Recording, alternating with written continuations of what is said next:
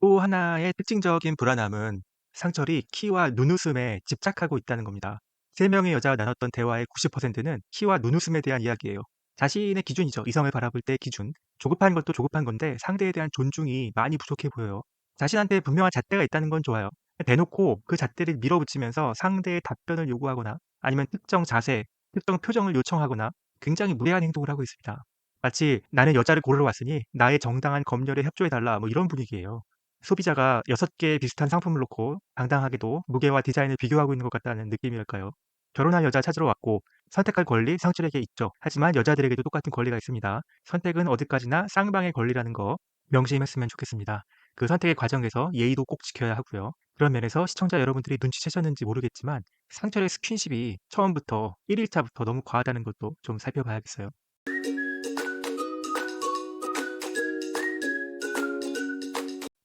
안녕하세요. 연프방정식입니다. 연상연하 특집 2화 리뷰 이어갑니다.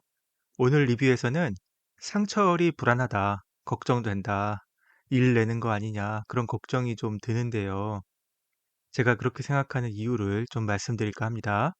첫 번째는 순식간에 동시다발적으로 여러 여자와 접촉하는 초스피드 문어발의 모습 되겠고요. 두 번째는 굉장히 가벼운 언행과 능수능란한 말바꾸기 되고요. 세 번째로는 과도한 키와 눈웃음에 대한 집착 되겠습니다.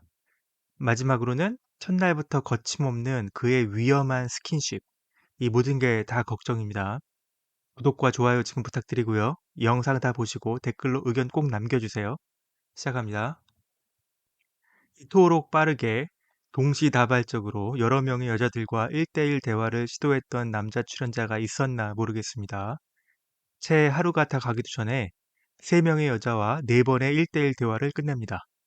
따로 마련된 데이트 기회가 있었던 것도 아니었어요.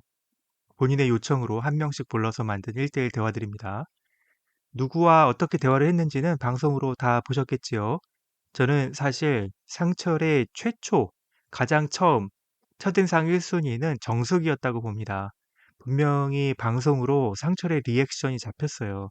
영숙, 정숙, 순자까지만 딱 3명만 등장했을 때 어느 한순간에 상철이 앗 하면서 깜짝 놀라면서 눈웃음에 반했다고 합니다. 그러더니 여자 쪽으로 다들 우아하세요 라고 말을 건네죠. 그때 아마 정숙을 보고 한 말이 아니었을까.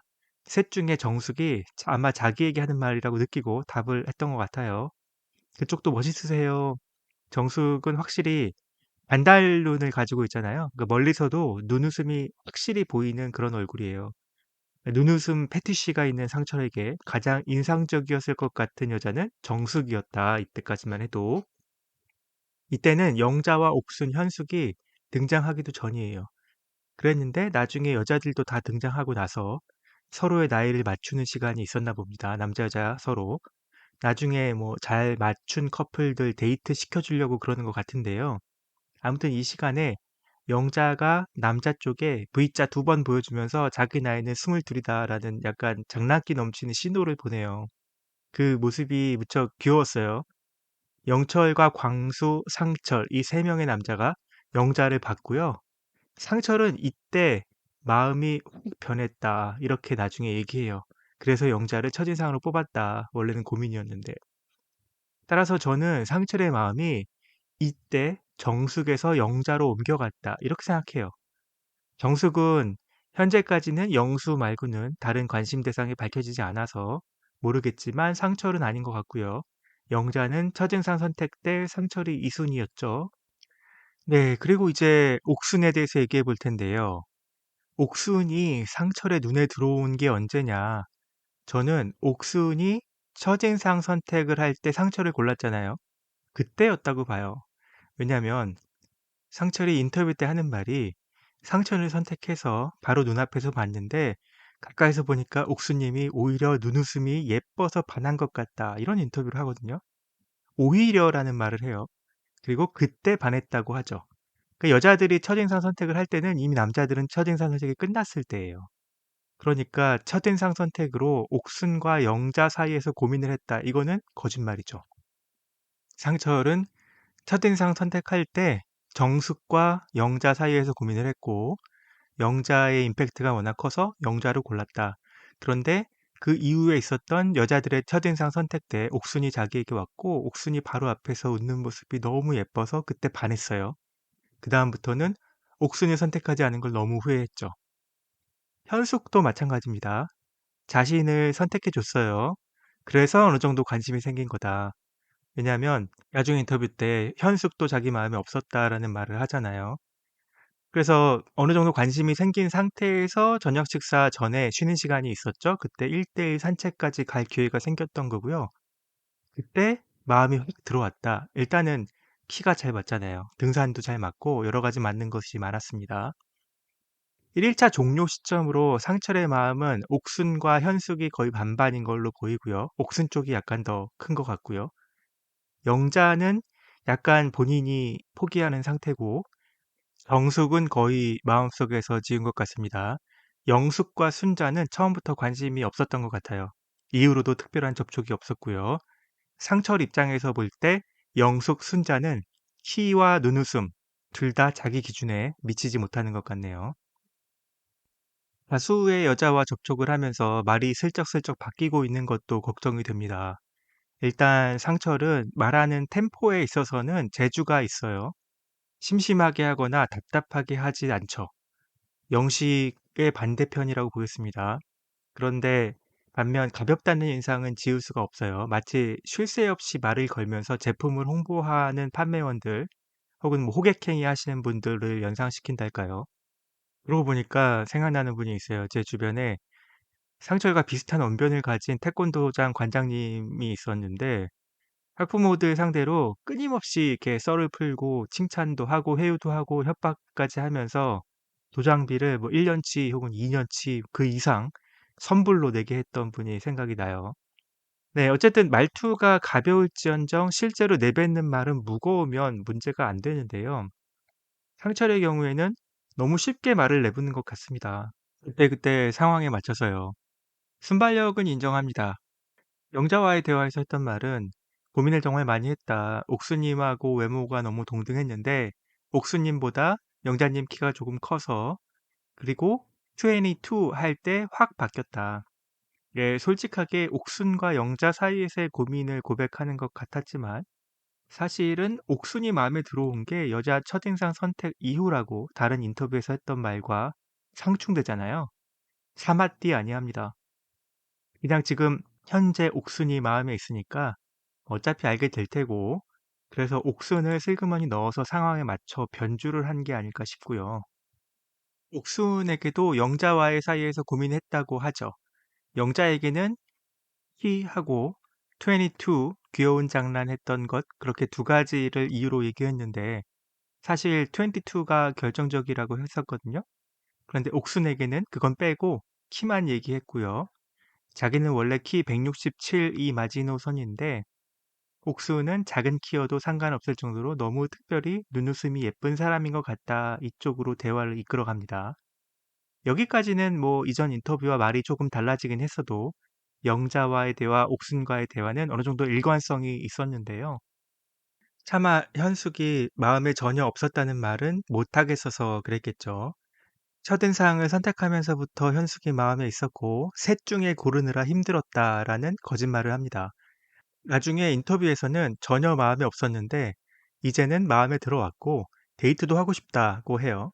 스스로 거짓말을 했음을 인증했어요.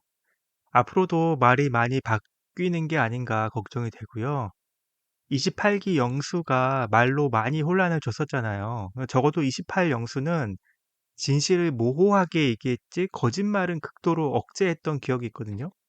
혹자는 뭐 영수와 같은 쪽이 더 위험하다고는 하는데요. 일리 있죠. 하지만 그 경중을 따지자는 건 아니고요. 상철도 말로 혼란을 일으킬 것 같고 여기서는 적당한 양의 거짓말이 포함된다. 그게 부메랑이 돼서 본인에게 돌아올 것이다 라는 느낌이 들고 있습니다. 또 하나의 특징적인 불안함은 상철이 키와 눈웃음에 집착하고 있다는 겁니다. 세 명의 여자와 나눴던 대화의 90%는 키와 눈웃음에 대한 이야기예요. 자신의 기준이죠. 이성을 바라볼 때 기준. 조급한 것도 조급한 건데 상대에 대한 존중이 많이 부족해 보여요. 자신한테 분명한 잣대가 있다는 건 좋아요. 대놓고 그 잣대를 밀어붙이면서 상대의 답변을 요구하거나 아니면 특정 자세, 특정 표정을 요청하거나 굉장히 무례한 행동을 하고 있습니다. 마치 나는 여자를 고르러 왔으니 나의 정당한 검열에 협조해달라 뭐 이런 분위기예요. 소비자가 6개의 비슷한 상품을 놓고 당당하게도 무게와 디자인을 비교하고 있는 것 같다는 느낌이랄까요. 결혼할 여자 찾으러 왔고 선택할 권리 상철에게 있죠. 하지만 여자들에게도 똑같은 권리가 있습니다. 선택은 어디까지나 쌍방의 권리라는 거 명심했으면 좋겠습니다. 그 선택의 과정에서 예의도 꼭 지켜야 하고요.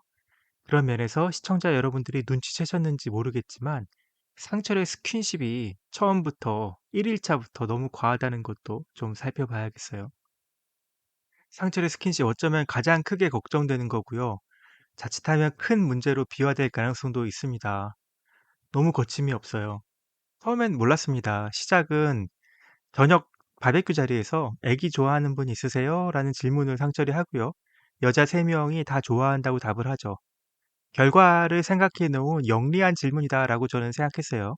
마치 대단한 공통점을 찾았다는 것처럼 놀라워하면서 사실은 자기가 아기를 좋아하는 가정적인 남자라는 거를 어필하는 거였죠. 여자들과 한 명 한 명 하이파이브를 합니다. 이때까지만 해도 저는 그냥 '화이팅 넘치는 사람이다.' 정도로만 생각했어요. 하이파이브도 스킨십이긴 하잖아요. 그러니까 초면에 누구나 막 할 수 있는 행동은 아니에요. 그래도 뭐 화이팅 넘치는 사람들은 남녀 개의치 않고 초면, 구면 개의치 않고 그러기도 하죠. 그렇게 쉽게 생각했었는데요. 남자들의 첫인상 선택을 마친 후에 술자리, 영자와 대화를 하는 과정에서 자꾸 영자에게 붙어서 귓속말을 시도하고 옆에 가까이 붙어서 팔을 밀착시켰다가 떼고 심지어는 허벅지를 툭툭 치면서 대화를 합니다. 카메라 각도로는 허벅지에 닿는 손이 애매하게 잘 안 보이는데요. 손의 움직임을 보면 확실합니다. 저 위치에서 허공에 손짓을 할 리는 없죠. 허벅지를 툭툭 만지고 있어요. 영자는 티를 안 내고 그냥 넘어가요. 뭐 지금 첫날이잖아요. 둘 사이에 뭐가 있지도 않아요. 이 정도 스킨십이 대한민국 사회에서 용인되는 수준이 맞나요? 대놓고 손을 잡고 팔짱을 낀 것만 화제가 되는 건가요? 오히려 그런 스킨십은 쌍방에 가까운데 상철의 스킨십은 일방이라서 보기가 많이 불편한데요. 여러분은 어떻게 생각하시나요? 옥순과 대화할 때는 사실 저 과도한 쩍벌 자세가 매우 거슬렸는데요. 뭐 지하철을 타고 있는 건 아니죠. 앞에 카메라가 있고 시청자가 있지만 뭐 신경 많이 안 썼을 수 있습니다. 그런데 더 무례했던 건 옥순의 얼굴이 작다는 칭찬을 막 하면서 자기 손과 크기를 비교한다고 디립다 손을 얼굴에 막 갖다 대는 거예요. 그러니까 옥순이 질겁을 하는데 그만두지 않고 한 번만, 한 번만 하면서 기어이 얼굴 바로 앞까지 손을 대죠. 다만 다행히도 옥순에게는 직접적인 터치 장면은 방송되지 않았네요. 있었는지 없었는지는 모르겠지만요.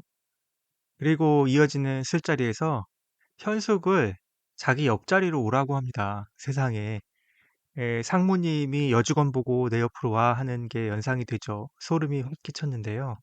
어쨌든 현숙이 옆자리로 왔어요. 네, 그럼 저는 거기서 더 얘기를 할 줄 알았는데 밖으로 나가자고 하네요. 뭐 그런 말을 왜 옆으로까지 불러서 합니까? 그런데 옆으로 부른 이유가 있죠. 그 얘기를 슬쩍 허벅지를 한 번, 두 번 만지면서 얘기를 해요. 나가서 얘기하자고. 말만 하면 되지 왜 허벅지를 만지면서 얘기를 하나요? 이렇게 상철과 현숙이 밖에 나와서 얘기를 합니다. 그리고 얘기가 맞춰질 즈음에 상철이 하이파이브 하면서 일단 하이파이브를 했어요. 오케이. 이 정도는 일단 상철에게는 기본이잖아요. 그런데 이게 알고 보니까 철저히 계산된 행동이었습니다.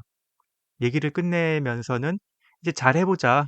그런 식으로 마무리를 하고 상철이 손을 치켜듭니다. 현숙은 당연히 또 하이파이브인 줄 알았어요. 그런데 상철은 하이파이브 하는 것처럼 하다가 갑자기 덥석 현숙의 손을 잡아요. 현숙이 놀랐는데 그 틈을 주지 않죠. 수족 냉증이 있죠? 갑자기 손을 잡고 그 다음 여자가 반응을 보일 틈도 없이 손의 온도에 대해 얘기를 하면서 손을 놓지 않고 주의를 돌리는 수법이다. 이렇게 보입니다. 손이 차면 수족냉증이네. 손이 따뜻하면 손이 따뜻하네. 등으로 얘기하면서 손을 계속 잡고 있는 거죠. 여자는 "왜 손을 잡냐?" 이렇게 반응할 시간이 없어요. 손을 뿌리칠 타이밍이 없죠. 그리고는 손을 잡은 채로 2 초, 3초 더 걸어갑니다. 현숙이 어떻게 느꼈는지는 모르겠어요. 현숙은 사실 굉장히 보수적으로 보이는데요. 인터뷰에서 한마디 했을 것 같은데 그런 인터뷰는 방송에 나오지 않았습니다. 누군가가 공식적으로 제지하거나 항의하지 않았다면 앞으로도 상철의 이런 스킨십이 계속 나올 것 같은데요. 제작진이 편집을 좀 해 주려나요? 아무튼 그 쎄함이 정도를 넘었습니다. 네, 지금까지 29기 2화 방송 두 번째 리뷰를 보내드렸습니다. 오늘은 느낌이 쎄했던 상철에 대해서 알아봤고요. 그저 기우이기를 바랍니다. 또 느낌이 쎄한 남자 출연자 한 명 더 있죠? 영수인데요. 영수도 차차 분석해 보도록 하겠습니다. 다음 리뷰로 바로 돌아오겠습니다. 구독과 좋아요 부탁드리고요. 댓글 많이 많이 남겨주세요. 여러분들의 생각 꼭 필요합니다. 연포방정식이었습니다. 감사합니다. 빠이.